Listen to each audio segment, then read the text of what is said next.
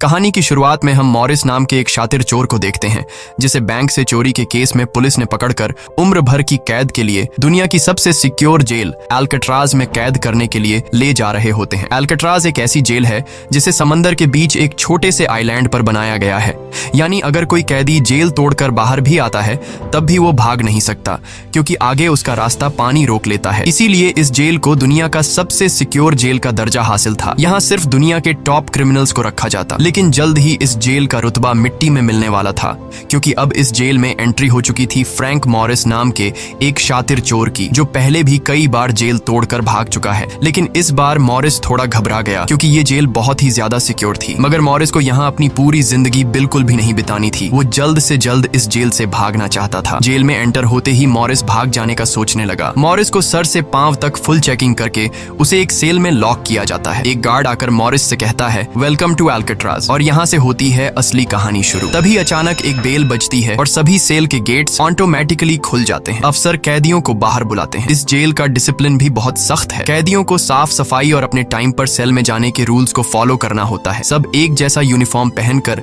Line में breakfast खाने आ जाते हैं। मॉरिस के सामने लिटमस नाम का एक कैदी होता है। मॉरिस पूछता है कि मुझे तो कांटा ही नहीं मिला, अब मैं नूडल्स कैसे खाऊंगा? लिटमस उसे कहता है, अबे ये तेरा घर नहीं है, जो तुझे मिला है उसे चुपचाप खा ले। तभी वुल्फ नाम का एक खतरनाक कैदी मॉरिस को चिढ़ाने लग जाता है। वुल्फ से जेल में हर एक कैदी तंग था। वो यहाँ हर एक कैदी पर अपनी मनमानी चलाता था और उस पर बलात्कार के ढेर सारे केस भी हैं। इस जेल में एक से बढ़कर एक खतरनाक कैदी रखे जाते हैं। यहाँ लिटमस मॉरिस से थोड़ा खाना मांगता है और इस दौरान मॉरिस उसे अपनी प्लेट दे देता है। जब मॉरिस टेबल के नीचे से देखता है तो उसे पता चलता है कि लिटमस खुद खाना नहीं खा रहा बल्कि वो चूहे को दे रहा है। रात को एक गार्ड मॉरिस को वार्डन के पास लेके जाता है। जब मॉरिस वार्डन के ऑफिस में पहुंचता है तो वार्डन मॉरिस से कहता है कि मैं जानता हूं कि तुम बहुत ही शार्प माइंड हो और बहुत इंटेलिजेंट भी हो, लेकिन वो सब यहाँ किस काम का, क्योंकि तुम्हारे जैसे यहाँ कितने आए और गए पर यहाँ से कोई बच नहीं पाया। यहाँ कैदी बहुत ही स्ट्रिक्ट रूल्स फॉलो करते हैं। 2 महीने में एक बार ही कोई तुमसे मिलने आ सकता है और वो भी तब अगर मेरा मूड अच्छा हो। वार्डन बहुत ही सख्त इंसान है जो जरा सी गलती पर भी कैदियों को बहुत ही स्ट्रिक्ट पनिशमेंट देता है। वार्डन कहता है, यहाँ से भागने का सोचना भी मत, नहीं तो तुम्हारे टुकड़े टुकड़े कर दिए जाएंगे। जिस पर मॉरिस जवाब देता है, नहीं सर, आपके होते हुए यहाँ से कौन भागने का सोच सकता है। लेकिन असल में पहले दिन से ही मॉरिस के दिमाग में यहाँ से भागने की प्लानिंग शुरू हो चुकी थी। इस दौरान मॉरिस मौका देखते ही वार्डन का नेल कटर चुरा लेता है, जो वैसे तो बहुत ही छोटी सी चीज थी, पर मॉरिस को पता था कि एल्कट्राज जैसे जेल में इस छोटे से नेल कटर से भी बहुत बड़ा काम लिया जा सकता है। मॉरिस वापस सेल में आते ही इस नेल कटर को बाइबल में छुपा देता है। अगले दिन बाथरूम में वुल्फ फिर मॉरिस को परेशान करने लगता है, पर इस बार मॉरिस उसे छोड़ने वाला नहीं था। अब मॉरिस अपना असली रूप दिखाता है और उसे पकड़कर उसकी खूब धुलाई करता है। वुल्फ को पीटने के बाद अब मॉरिस का पूरे जेल में एक अलग रुतबा बन गया। हर कोई मॉरिस से डरने लगा। इसके बाद मॉरिस को लाइब्रेरी में काम दिया जाता है। वहाँ इंग्लिश नाम के एक आदमी से उसकी मुलाकात हो जाती है। वो इस जेल का सीनियर कैदी है। इंग्लिश को भी 2 आदमियों के कत्ल की वजह से उम्र भर की कैद सुनाई गई थी। उसने इस जेल में अपनी आधी जिंदगी गुजार दी थी। वो इस जेल के चप्पे चप्पे से वाकिफ है। उसे जेल की हर बात की खबर रहती है। उसे यह भी पता होता है कि आज सुबह मॉरिस और वुल्फ की लड़ाई हुई थी। वो मॉरिस को कुछ किताबें देता है जिन्हें मॉरिस को हर एक कैदी के सेल में पहुंचाना होता है। अगले सीन में खुले जगह को दिखाते हैं जहां कैदी कोई न कोई गेम खेल रहे होते हैं। तभी वो डॉक नाम का एक आर्टिस्ट से मिलता है जो खुद की पेंटिंग बना रहा होता है। डॉक एकदम सीधा साधा और डिसेंट इंसान है जो कई सालों से यहाँ सजा काट रहा है। उसे पेंटिंग करने का बहुत ही शौक था और अपना ज्यादातर वक्त वो पेंटिंग में ही लगाता। डॉक का कहना था कि एल्कट्राज जैसी जेल में कोई भी पागल हो सकता है, पर उसकी पेंटिंग की वजह से अब तक उसका दिमाग नॉर्मली चल रहा है। मॉरिस डॉक से पूछता है कि इस पेंटिंग में ये फूल क्यों बना के रखा हुआ है, तुम्हारी शर्ट में ऐसा तो कुछ नहीं। डॉक कहता है कि यह मेरी खुशी है जो सिर्फ पेंटिंग में है, मेरे मन में नहीं। उसके बाद मॉरिस जब अपने दाएं तरफ देखता है तो उसे ऊपर इंग्लिश दिखाई देता है। मॉरिस इंग्लिश की तरफ जाता है। जब मॉरिस उसके करीब जाता है तो उसके चेले मॉरिस को रोक देते हैं। तब इंग्लिश इशारा करता है कि अपना ही आदमी है, आने दो। मॉरिस उसके पास जाकर बैठ जाता है और तुरंत अपने दिल की बात छेड़ देता है। मॉरिस उससे कहता है कि यहाँ से बचने में आप मेरी मदद करेंगे। ये बात सुनकर इंग्लिश तो हंस पड़ता है। देखो बेटा, ये महज सिर्फ जेल नहीं है, ये हम सब की कब्र है। यहाँ से निकलना है तो पहले हमें मरना पड़ेगा, तब जाके हमारी डेड बॉडी यहाँ से कब्रिस्तान तक पहुँच पाएगी। चलो मान भी लो कि तुम इन बड़ी दीवारों पर चढ़ भी गए और उसके बाद खतरनाक फोर्सेस को क्रॉस भी कर लिया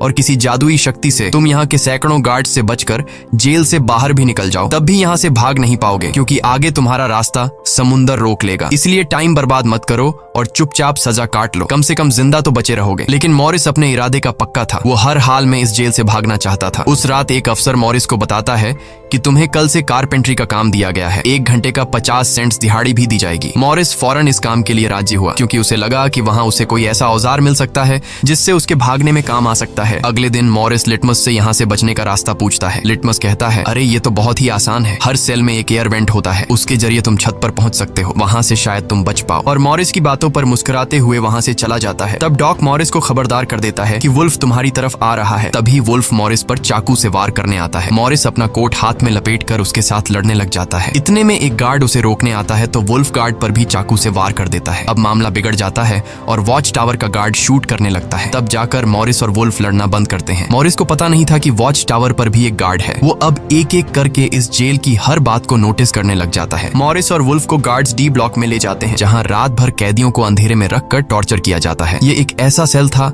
जहाँ कोई भी कैदी नहीं जाना चाहता था। जाने से पहले वुल्फ मॉरिस को धमकाता है कि बेटा, तेरी मौत तो मेरे हाथों होगी। उस रात मॉरिस को तरह तरह के टॉर्चर्स सहने पड़ जाते हैं, जिससे उसकी हालत काफी खराब हो जाती है। 2 हफ्ते तक इस अंधेरे वाले सेल में रहने के बाद उसे वापस उसके सेल में लेके आते हैं, जहां लिटमस अपने पालतू चूहे से मॉरिस को एक नोट भेजता है जिसमें लिखा होता है, वेलकम बैक मॉरिस। एक दिन चार्ली नाम का एक नया कैदी आता है जिसे मॉरिस के पास वाले सेल में रखा जाता है। मॉरिस और चार्ली में जल्दी दोस्ती हो जाती है। मॉरिस फिर उसे अपने दूसरे दोस्तों से भी मिलवाता है। उसी समय वार्डन बिना किसी को बताए हर एक कैदी के सेल को चेक करता है। जब वो डॉग के सेल में जाता है तो डॉग के सेल में उसके बनाए हुए कई पेंटिंग्स होते हैं। वार्डन हैरान रह जाता है कि दिन ब दिन उसकी पेंटिंग तो बढ़ती जा रही है। डॉग ने वार्डन की पेंटिंग भी बना के रखी होती है। उसे देखकर वार्डन मुस्कुराने लग जाता है, लेकिन पता नहीं क्यों अगले दिन वार्डन डॉग के सेल में बनाई गई सभी पेंटिंग्स को बाहर फेंकने का गार्ड्स को ऑर्डर देता है। वार्डन के इस फैसले ने डॉग को अंदर से पूरी तरह तोड़ दिया, क्योंकि डॉग सिर्फ अपनी पेंटिंग के ही सहारे जिंदा था। वह अपने हर एक बनाए हुए पेंटिंग से बहुत प्यार करता था,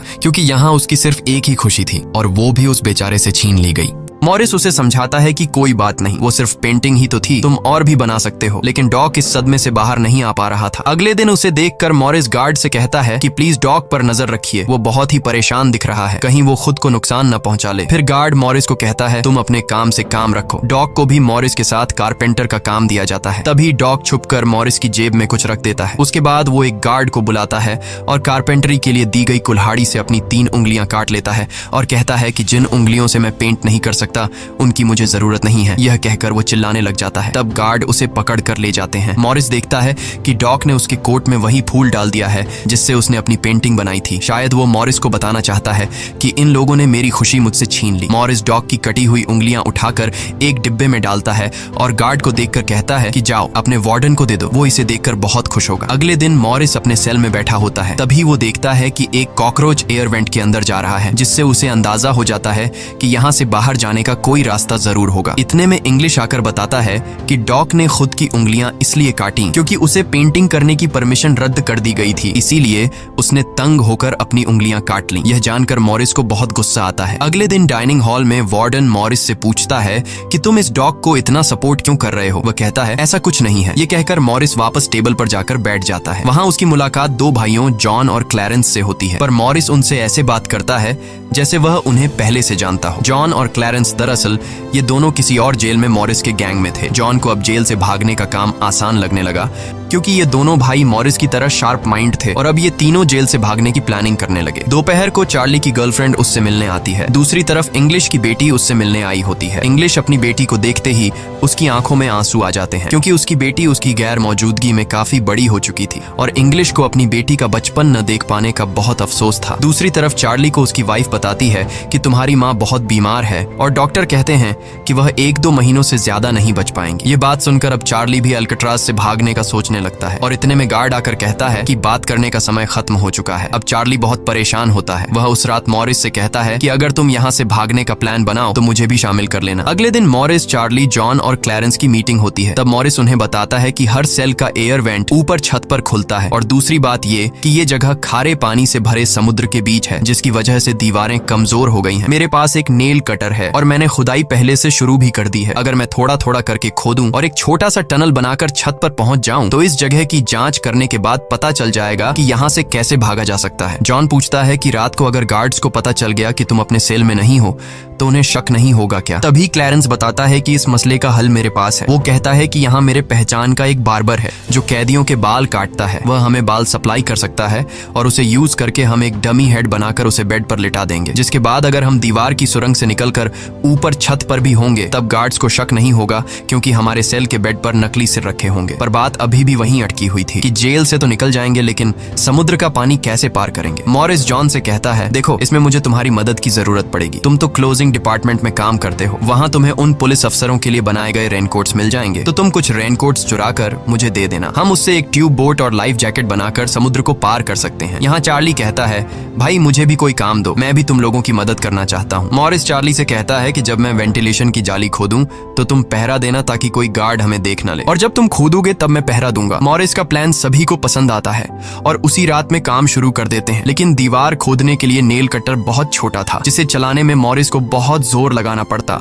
और मॉरिस को दीवार खोदने में काफी मुश्किल हो रही थी। उसके हाथ में कहीं छोटे भी आई, लेकिन वो धीरे धीरे उस होल को खोदने लगता है। अगले दिन वो खाने के टेबल पर अपने दोस्तों से कहता है कि मुझे खुदाई के लिए एक बड़े औजार की जरूरत है, नेल कटर से दीवार खुरेदना बहुत मुश्किल हो रहा है। तभी मॉरिस ने अपने हाथ में चम्मच को देखते हुए उसके दिमाग में एक आइडिया आया। वो जानबूझकर चम्मच को अपने जूते पर घिसकर उसे गंदा कर देता है। उसके बाद मॉरिस ने गार्ड को बुलाया और कहा कि ये चम्मच गंदा है, मुझे दूसरा चम्मच दो। बाकी लोगों ने भी गार्ड से उनका चम्मच बदलने की रिक्वेस्ट की। गार्ड को इसमें कोई गड़बड़ नहीं लगी और उसने फौरन चम्मच बदलने की इजाजत दे दी, जिसके बाद वह सीधा टेबल की तरफ बढ़ता है जहां एक और सिक्योरिटी गार्ड सीट पर बैठा होता है। पर जैसे ही वह टेबल पर रखे हुए चम्मच बदलने लगता है तो जॉन ने वहां मौजूद गार्ड को बातों में उलझा लिया, जिसका फायदा उठाते हुए मॉरिस ने एक के बजाय 2 चम्मच उठा लिए और एक को जेब में छुपाकर रख दिया, जिसके बाद वह सीधा अपने सेल में चला जाता है।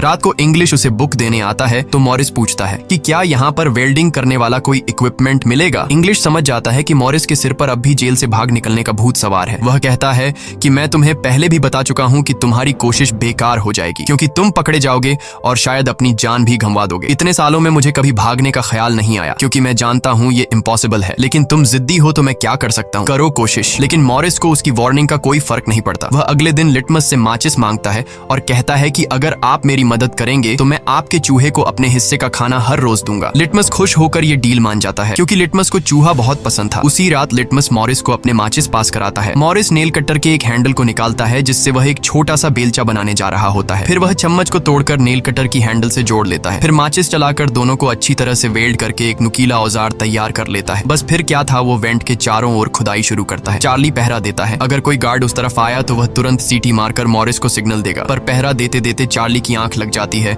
और तभी वहां पर एक गार्ड आता है। पर खुशकिस्मती से ऐन वक्त पर इंग्लिश ने बीच में आकर उस गार्ड का ध्यान भटकाया और दूसरी तरफ इंग्लिश की बातचीत सुनते हुए चार्ली की भी आंख खुल गई, लेकिन टेंशन में वह सीटी भी नहीं मार पाता। जिसके बाद वह कोई चीज गिरा देता है तो मॉरिस उसका इशारा समझकर वेंट को कवर करके बेड पर लेट जाता है। गार्ड पूछता है कि यहाँ कुछ जलने की स्मेल आ रही है। मॉरिस कहता है, सर आपके रहते मजाल है कि कोई स्मोक करेगा, मुझे तो कोई बू नहीं आ रही है। उस गार्ड को भी ठंडक पहुंचती कि चलो कोई तो मेरी कदर करता है। उसके जाते ही मॉरिस वेंट के चारों ओर कंक्रीट निकाल देता है, लेकिन वो देखता है कि वेंटिलेशन जाली के साथ पेच भी घुसे गए हैं जिसे काटने के लिए कोई शार्प औजार लगेगा। इस दौरान मॉरिस को जब भी बाहर जाने का मौका मिलता तब वह ग्रिल से निकली हुई सीमेंट को चुपचाप बाहर गिरा देता। अगले दिन कारपेंटर का काम करते हुए वह एक मेटल उठा लेता है जो चाकू की तरह शार्प है, लेकिन चार्ली उसे कहता है कि मेटल डिटेक्टर से बचकर तुम्हें इसे बाहर कैसे लेके जाओगे। मॉरिस बहुत ही कॉन्फिडेंस से कहता है कि वो सब मैं देख लूंगा। जब मॉरिस बाहर जाता है तो दरवाजे पर मेटल डिटेक्टर बजने लगता है। दरअसल मॉरिस मेटल को हाथ में उठा लाया था। गार्ड पूछता है कि ये क्यों लेके जा रहे हो। मॉरिस कहता है, सर वो मैंने सोचा कि कपड़े टांगने के लिए इसे यूज करूंगा। गार्ड कहता है, ज्यादा होशियार मत बनो और वो मुझे दे दो। ये कहकर गार्ड वो मेटल उससे ले लेता है और मॉरिस को पूरी तरह चेक करके जाने देता है, लेकिन अपना हीरो तो हीरो है। दरअसल उसने 2 मेटल चुराए थे, एक हाथ में लाया था और दूसरा शूज में छुपा के रखा हुआ था। उस शार्प मेटल से वह ग्रिल को काट लेता है। अब बारी आती है गार्ड्स को चकमा देने के लिए नकली सिर बनाने का, जिसके लिए ये चारों अपनी जिम्मेदारी का काम करते हैं। चार्ली गार्ड से थोड़ा पेंट मंगवाता है। वो गार्ड से कहता है कि मुझे आर्ट बनाने का शौक है। गार्ड भी इनकार नहीं करता और पेंट उसको ला कर दे देता है। मॉरिस उस होल से निकाले गए कंक्रीट को पीसकर एक पाउडर बनाता है। जॉन नाई की दुकान से बाल इकट्ठा करके लाता है और क्लैरेंस लाइब्रेरी से पुरानी किताबें इकट्ठा कर लेता है। सारा सामान इकट्ठा होने के बाद मॉरिस पानी और पुराने मैगजीन का इस्तेमाल करके एक डमी सिर बनाने लगता है, जिसके ऊपर पेंट और नकली बाल लगाकर बिल्कुल रियल दिखने वाला एक नकली सिर तैयार कर लेता है। साथ ही साथ मॉरिस ने अपने प्लान को और मजबूत करने के लिए नकली कार्डबोर्ड बनाए जिससे कोई शक नहीं कर पाएगा कि सामने की दीवार में किसी ने सुरंग बनाई है। एक रात मॉरिस ने अकेले ही ऊपर जाने का फैसला किया, जिसके लिए उसने अपनी बनाई गई नकली खोपड़ी को बेड पर रखा और उसे गर्दन तक कंबल से ढक लिया। जिसके बाद वह नकली कार्डबोर्ड लेकर सुरंग से बाहर निकल आता है। वहां मॉरिस पाइप्स को पकड़कर धीरे धीरे ऊपर छत पर चढ़ जाता है। दूसरी तरफ चार्ली बाहर पहरा दे रहा होता है। छत पर पहुंचने के बाद मॉरिस देखता है कि वहां ऊपर एक लोहे का ग्रिल है जिस तक वह कूद कर भी नहीं पहुंच पाता। इसी बीच एक गार्ड आता है और चार्ली से पूछता है कि इतनी देर रात तक तुम पेंट क्यों कर रहे हो और तुम्हारा दोस्त मॉरिस आज इतनी जल्दी क्यों सो गया। चार्ली कहता है कि जी सर, आज मॉरिस कारपेंट्री का काम करते हुए थक गया था, इसलिए वह जल्दी सो गया। तभी अचानक गार्ड के हाथ से उसकी लाठी नीचे गिर जाती है। उसे उठाते हुए वो देखता है कि मॉरिस के बाल बहुत अजीब दिख रहे हैं। अब चार्ली डर के मारे कांपने लगता है कि आज तो काम से गए। गार्ड मॉरिस के सेल के अंदर हाथ घुसाकर उसके बाल टच करता है तो मॉरिस पूछता है, क्या हुआ सर, मेरे बाल इतने खूबसूरत हैं क्या। लकीली एन वक्त पर मॉरिस नीचे आकर वहां लेट गया था। अगले दिन मॉरिस अपने साथियों को बताता है कि छत पर एक रास्ता है लेकिन उसे एक ग्रिल से बांध के रखा हुआ है और वह ग्रिल बहुत ऊंचाई पर है। मुझे एक और साथी की मदद चाहिए। तब जॉन कहता है कि मैंने अपना वेंट पूरी तरह खोद दिया है, आज रात मैं भी वहां पहुंच जाऊंगा, दोनों मिलकर ग्रिल को खोलेंगे। उसी रात मॉरिस और जॉन अपने वेंट्स के जरिए छत पर पहुंच जाते हैं। जॉन मॉरिस को उठाता है और मॉरिस ग्रिल को पकड़ लेता है। जॉन देखता है कि यह लोहे का ग्रिल बहुत ही मजबूत है और उसे पूरी तरह से वेल्ड किया गया है। उसे निकालने का एक ही रास्ता है और वह है इसे ड्रिल मशीन से काटना। अगले दिन म्यूजिक क्लास में सभी अपनी अपनी मर्जी का इंस्ट्रूमेंट बजा रहे होते हैं। तभी मॉरिस की नजर वहां रखे एक छोटे से पंखे पर पड़ती है, जिसे देखकर मॉरिस को लगता है कि वह इस पर काम करके एक ड्रिल मशीन बना सकता है, जिसके लिए वह चार्ली से कहता है कि तुम किसी तरह करके इस पंखे को यहाँ से छुपा लो। चार्ली बड़ी आसानी से इस छोटे से पंखे को अपने इंस्ट्रूमेंट बॉक्स में छुपाकर रख देता है। जब चार्ली बाहर आता है तो गार्ड्स उसके इंस्ट्रूमेंट बॉक्स को चेक भी करते हैं, लेकिन उन्हें पंखा नहीं नजर आता और चार्ली को जाने दिया जाता है। वह पंखा जैसे ही मॉरिस के हाथ लगता है तो मॉरिस उस पर काम करना शुरू कर देता है और कई घंटों बाद मॉरिस उस पंखे से एक ड्रिल मशीन तैयार कर लेता है। उस रात मॉरिस और चार्ली छत पर चढ़कर उस लोहे की रोड को ड्रिल मशीन से काटने लग जाते हैं। ड्रिल मशीन की आवाज काफी तेज थी, जो कि ड्रिल की आवाज को सुनकर गार्ड्स ऊपर आने लगते हैं, लेकिन तब तक मॉरिस ग्रिल का एक रोड काट देता है और ड्रिलिंग की आवाज बंद हो जाती है। ड्रिल की आवाज बंद होने के बाद गार्ड उसे नजरअंदाज करके वापस चला जाता है। अब इन चारों ने भागने के लिए अपने सभी रास्ते खोल दिए थे, जिसके बाद वह मंगलवार की रात को दुनिया की सबसे सिक्योर जेल एल्केट्राज से भागने वाले थे, जिससे आज तक कोई भी नहीं भाग पाया था। अगले दिन फिर उनकी मीटिंग होती है और वह भी मूवी हॉल में, जहां सब मूवी देख रहे होते हैं। मूवी की आवाज के बीच मॉरिस जॉन और क्लैरेंस से पूछता है कि क्या तुम्हारा वेंट तैयार हुआ है और उन रेनकोट्स का क्या हुआ जिससे हम ट्यूब बोट्स और लाइफ जैकेट्स बनाने वाले थे। वह बताते हैं कि सब तैयार है, हमारा डमी सिर भी एकदम रेडी है, बस बच निकलने की देरी है। अगली सुबह नाश्ते के दौरान मॉरिस ने डॉग की दिए हुए फूल को टेबल पर रखा। वार्डन ने जब इस फूल को देखा तो वार्डर उनकी टेबल पर आकर वहां रखे हुए फूल को मसल देता है। ये देखकर लिटमस को बहुत गुस्सा आता है क्योंकि ये फूल डॉग का फेवरेट था और डॉग मर चुका था। लिटमस तो गुस्से में उस पर हमला करता है कि एक तो तुमने डॉग को मार दिया और दूसरी तरफ तुम उसकी दी गई एक छोटी सी निशानी को भी नहीं छोड़ रहे हो। लेकिन जैसे ही वह वार्डन पर हमला करता है उसे अचानक हार्ट अटैक आ जाता है और वह नीचे गिर पड़ता है। मॉरिस को वार्डन पर बहुत गुस्सा आता है और चारों उसी रात बच निकलने का फैसला करते हैं। मॉरिस आधी रात का इंतजार कर रहा होता है ताकि गार्ड्स का पहरा जरा कमजोर हो जाए तो हम आसानी से बच निकल पाएंगे। तभी मॉरिस के सेल में इंग्लिश उसे कुछ बुक्स देता है तो मॉरिस कहता है कि आखिरी बार तुमसे हाथ मिलाना चाहता हूँ। इंग्लिश समझ जाता है कि मॉरिस ने यहाँ से बचने का पक्का प्लान बना लिया है। वह चुपचाप यहाँ से चला जाता है, लेकिन फिर जो होता है वह मॉरिस ने बिल्कुल भी नहीं सोचा था। वार्डन अचानक उसके सेल को चेक करने आता है, जैसे वार्डन को किसी ने उसके प्लान के बारे में बता दिया हो। मॉरिस बहुत ज्यादा घबरा जाता है क्योंकि इतने महीनों की मेहनत के बाद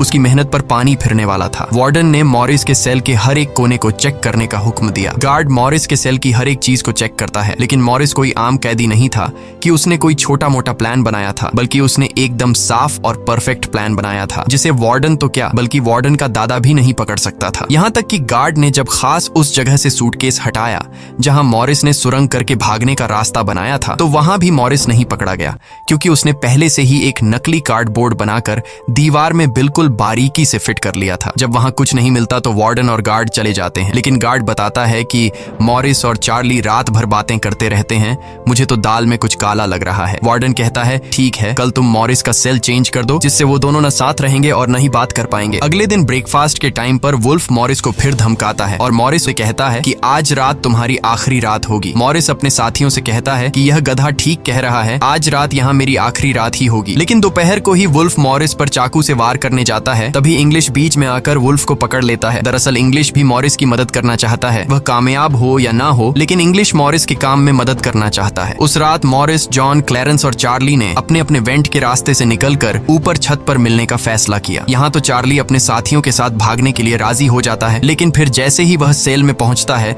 तो उसे घबराहट होने लगती है। सेल में अकेला बैठकर उसने प्लान में शामिल ना होने का फैसला किया और उसके बाकी 3 साथी अपने अपने वेंट के रास्ते से निकलकर ऊपर छत तक पहुंच जाते हैं। वह तीनों काफी देर तक चार्ली का इंतजार करते हैं, लेकिन काफी टाइम गुजरने के बाद जब उन्हें लगता है कि चार्ली नहीं आएगा तो वह चार्ली को छोड़कर निकलने का फैसला कर लेते हैं। वह तीनों अपने प्लान के मुताबिक आगे बढ़ने लगे, लेकिन इधर चार्ली की आंखों के सामने उसकी आजादी का सपना दूर होता जा रहा था।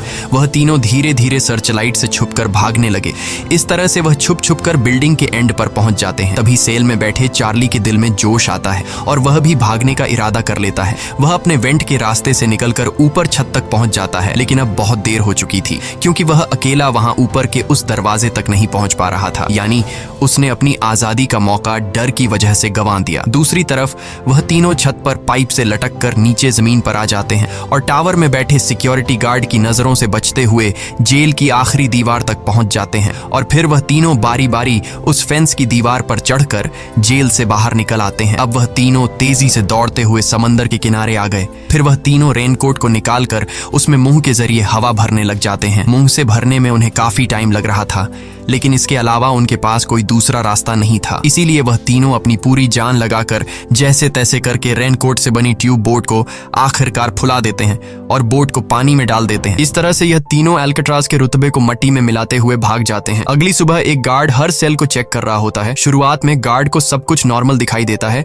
लेकिन जब वो चार्ली के पास पहुंचते हैं तो चार्ली अपने सेल में भूत की तरह खड़ा होता है और दिल ही दिल में खुद को ताने दे रहा होता है कि काश कल रात को थोड़ा सा हिम्मत जुटा लेता तो शायद बाकी लोगों के साथ बच निकल जाता। गार्ड पूछता है कि तुम्हारा दोस्त यह इतनी देर तक क्यों सो रहा है। यह कहकर वो मॉरिस के सेल में जाकर उसे आवाज देता है, लेकिन मॉरिस की तरफ से कोई जवाब नहीं मिलता तो गार्ड को गुस्सा आता है और वो सेल खोलकर उसे बालों से पकड़कर उठाने की कोशिश करता है। लेकिन जब गार्ड उसे जोर से ऊपर की तरफ खींचता है तो सिर नीचे गिर जाता है। यह देखकर गार्ड के पैरों तले जमीन ही खिसक गई, क्योंकि मॉरिस अब सेल में नहीं बल्कि बाहरी दुनिया के मजे ले रहा है। बेड पर तो उसने अपना डमी हेड छोड़ दिया था, जिसके बाद पूरे अल्काट्राज में सायरन बजने लग जाते हैं। पूरे जेल में यह बात फैल गई कि जेल से कुछ कैदी भाग चुके हैं, जिसके बाद वार्डन जेल के चप्पे चप्पे में उन तीनों को ढूंढने लगता है।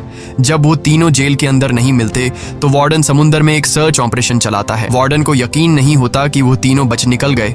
उसे लगता है कि जरूर तीनों पानी में मरे होंगे, पर अंदर ही अंदर वार्डन जानता था कि वो तीनों बहुत ही स्ट्रांग थे। उन तीनों ने समुद्र के पानी को पार करके अब आजादी का सांस ले रहे होंगे। वार्डन से हेडक्वार्टर के अफसर सवाल पे सवाल उठा रहे होते हैं, तुम क्या सो रहे थे जब वो तीनों बच निकले। वार्डन बहुत ही टेंशन में होता है, लेकिन तभी वहां पर वार्डन को डॉग का वही फेवरेट फूल मिलता है। इसका मतलब ये था कि मॉरिस वार्डन से डॉग का बदला भी लेना चाहता था। तब सर्च टीम का हेड आकर बताता है कि सर, हर तरफ सर्च हो चुका है, लेकिन उनकी बॉडीज नहीं मिली। अब वार्डन अपनी नौकरी और खुद की इमेज बचाने के लिए उसे कहता है कि जैसा मैं कहता हूँ वैसे रिपोर्ट लिखो कि उन तीनों ने बचने की कोशिश की, लेकिन वो तीनों पानी में डूबकर मर गए। लेकिन वॉल्टन की इस बात पर किसी को भी भरोसा नहीं हुआ, जिसके बाद मॉरिस अल्काट्राज जेल तोड़ने से पूरी दुनिया में जीनियस के नाम से मशहूर हुआ। इस घटना के 1 साल के बाद अल्काट्राज जेल को बंद कर दिया गया, क्योंकि अब इसकी कोई गारंटी नहीं थी कि यहाँ से कोई बच नहीं सकता। इस तरह से सच्ची कहानी पर बनाई गई ये फिल्म खत्म हो जाती है। अगर वीडियो आपको अच्छी लगी हो तो हमारे चैनल को सब्सक्राइब और जरूर कीजिएगा। एक आदमी को ये बाहर की दुनिया इतना परेशान नहीं करती है जितना एक पत्नी का बुरा व्यवहार उसे परेशान कर देता है। वो दुनिया से लड़ लेगा, लेकिन आपके घर के कलेश में हार जाएगा। तो जो आपके घर में जो इम्पोर्टेंट है, आपका पति, एक पिता, एक भाई, जो घर के मेन है, उसे परेशान मत करना कभी।